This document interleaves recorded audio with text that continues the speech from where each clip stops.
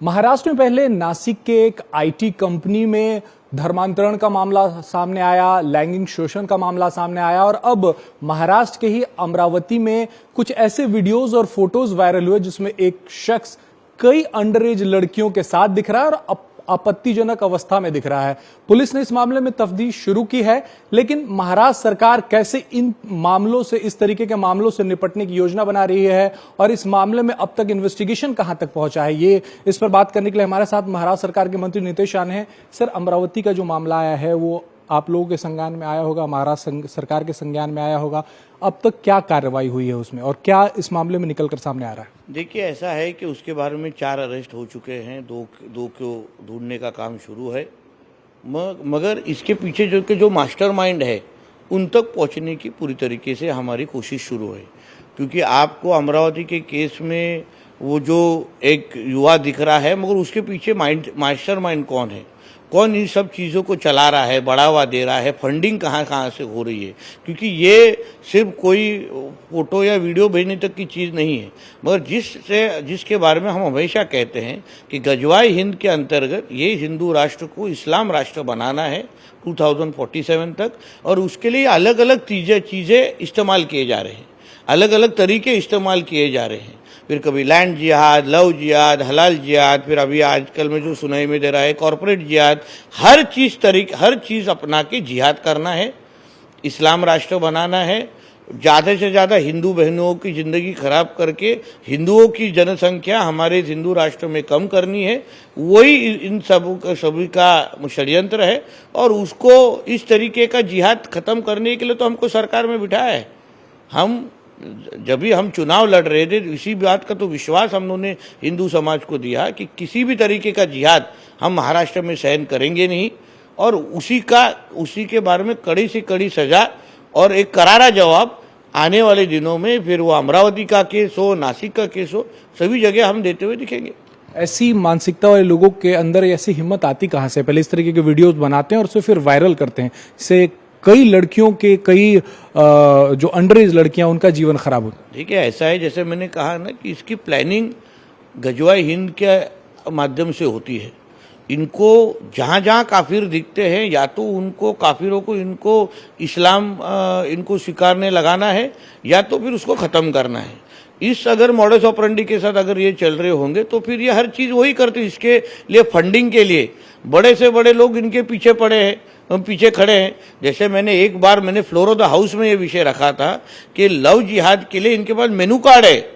ये समाज की लड़की हमारी हिंदू बहन है तो उसके लिए क्या रेट, कितने पैसे वो मुस्लिम लड़के को दिए जाएंगे, वो धर्म का हमारी हिंदू लड़की होगी तो उसको कितने पैसे उस माध्यम से दिए जाएंगे लव जिहाद करने के लिए। तो इनकी पूरी की पूरी एक सिस्टम लगी हुई है, और इसके लिए जो आपको ये जो लड़के करते हुए दिख रहे, उनके पीछे का जो मास्टरमाइंड है, जो उनको बढ़ावा देते, जो उनको फंडिंग देते, हम उन तक जरूर पहुंचेंगे। ऐसे मामलों की जांच के लिए अगर अमरावती की बात करें, क्या कोई एसआईटी का निर्माण किया गया है कि मामले के तह तक पहुंचा जा सके? एसआईटी के माध्यम से तो सब कुछ हो रहा है। अभी इंक्वायरी तो एसआईटी के माध्यम से ही हो रही है। हमारी जो देवाबाऊ की सरकार है उस बारे में कोई भी डिले करती नहीं है। अमरावती हो, नासिक हो, एसआईटी हो, एनआईए हो, एटीएस हो, जहीं से भी हमको इन्फॉर्मेशन मास्टरमाइंड तक पहुंचने तक का मिलेगा, हम वो निकालेंगे और उन तक पहुंचेंगे। नासिक की अगर हम बात कर ले राणी साहब, तो वहां पे भी आप लोगों ने जैसा नाम दिया है कॉरपोरेट जिहाद, और लगातार उसमें नए नए चीजें इन्वेस्टिगेशन में निकलकर सामने आई। अब एनआईए और एटीएस भी इस मामले में जांच करेंगे, क्योंकि उस तरीके का जो कॉरपोरेट जिहाद जो इसके बारे में पूरा खुलासा हुआ है, मतलब कॉरपोरेट सेक्टर में ज़्यादा से ज़्यादा लड़कियों को धर्मांतर करना वहाँ, क्योंकि हमारे हिंदू बहनें वहाँ नौकरी करने के लिए जाते हैं, इसलिए उनसे मिलना आसान हो जाता है। उनको इस तरीके की जो मतलब बीफ खिलाना, उनको धर्मांतर के लिए अलग, उनका पहरावा बदलना, तो मतलब ये सही की सही एक मॉडस ऑपरेंडी के अंदर उनका काम शुरू है। इसलिए मैं आपको विश्वास देता हूँ, किसी भी तरीके का जिहाद, कॉरपोरेट जिहाद तो हम लोग उनको बोला रहेगा तो भी, मगर इस जो सेक्टर में, जो मल्टीनेशनल में इस तरीके का कुछ चीज़ें होते रहेंगे, चुन के ख़त्म करेंगे हम लोग। किसी को छोड़ेंगे नहीं, मैं आपको बताता हूँ। अभी जैसे मैंने कुछ महीनों के पहले आह्वान किया था कि चीजें खरीदने हिंदुओं ने हिंदू की तरफ से ही लेना चाहिए, अभी तो ये बोलने की भी नौबत आ गई है कि नौकरियां भी आप सिर्फ हिंदू को ही दीजिए, क्योंकि इनको ये जो जिहाद करने वाले लोग हैं ना, ये तो हमारे कंपनियों को भी छोड़ते नहीं है, वहां भी आके इनको जिहाद ही करना है। हमको लगता है कि हम उस लड़के का पेट भर रहे हैं, इसलिए हम लोग उनको नौकरी देते हैं, मगर ये लोग यहाँ आके अगर इनको सबको जिहादी करके धर्मांतर ही करना है तो फिर कल इनको नौकरियां क्यों दे? हमारा हिंदू राष्ट्र है, हम हिंदुओं को ही नौकरियां देंगे। ऐसी भूमिका अगर कल कंपनी ने ली तो फिर गलत नहीं लगना चाहिए। एक सवाल है कि नासिक का जब मामला सामने आया तो हमने देखा कि महाराष्ट्र के अलग अलग जगहों से बड़ी बड़ी आईटी कंपनीज में, मुंबई में भी एनोनिमस लेटर आने लगे कि हमारी कंपनी में भी इस तरीके से हो रहा है। उसके लिए सरकार क्या कर रही है, आपकी पार्टी क्या कर रही है? देखिए, उसके लिए जैसे मैंने कहा, हम सरकार के लेवल पे हम सोच रहे हैं कि एक हेल्पलाइन नंबर हम लोग जाहिर करें, जिससे कोई भी हमारे हिंदू बहनों को किसी भी तरीके का इस तरह का तकलीफ होगी, जो सुनने के बाद बहुत सारे लोग फ़ोन कर रहे हैं, कांटेक्ट कर रहे हैं, ट्विटर के माध्यम, एक्स के माध्यम से हो, अलग अलग माध्यम से कांटेक्ट में आ रहे हैं।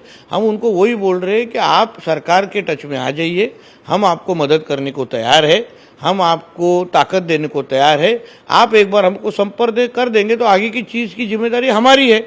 इसलिए ज़्यादा से ज़्यादा हिंदू बहनों ने जो भी इस तरीके का अनुभव आपके कंपनी में आ रहा होगा, आपने आगे आके अगर हमको कांटेक्ट किया, बाकी की जिम्मेदारी हमारी।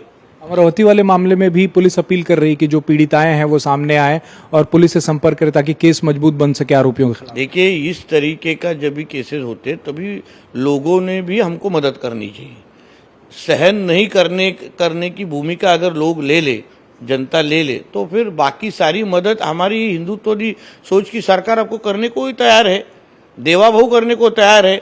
आप सिर्फ एक बार विश्वास रख के देखिए नासिक के केस में, देखिए अमरावती के, कहीं भी हम कम नहीं आए। हर चीज की हर तरीके की इन्वेस्टिगेशन एजेंसी उनके पीछे पड़ी है अभी, इसलिए कड़ी सी सजा देंगे और किसी को छोड़ेंगे नहीं। आखिर सवाल ये कि हम हेल्पलाइन नंबर जारी करने वाली है सरकार ऐसे मामलों में? तो उसकी तैयारी है ताकि लोग हमारे पास आए, लोग जब चाहिए तभी हमको कांटेक्ट करें। देखिए, हम ये चाहते हैं कि ज़्यादा से ज़्यादा जो पीड़ित है उनको कभी कभी कॉन्फिडेंस नहीं होता बात करने के लिए, तो अगर हेल्पलाइन नंबर हो तो हम तक पहुंच सकते हैं। बहुत बहुत शुक्रिया। तो महाराष्ट्र सरकार के मंत्री नीतीश राणे हैं जो कह रहे हैं कि ऐसे मामलों में जो पीड़िताएं हैं उनको अगर सरकार से संपर्क करना है तो जल्द ही सरकार की तरफ से हेल्पलाइन जारी किया जाएगा, और जब तक हेल्पलाइन जारी नहीं होता तो वो पुलिस से संपर्क कर सकती हैं और अपनी आप बीती बता सकती हैं ताकि आरोपियों के खिलाफ मजबूत केस बन सके और उन्हें सजा दिलाई जा सके। कैमरामैन मिलिंद साल्वे के साथ राजेश कुमार, इंडिया टीवी, मुंबई।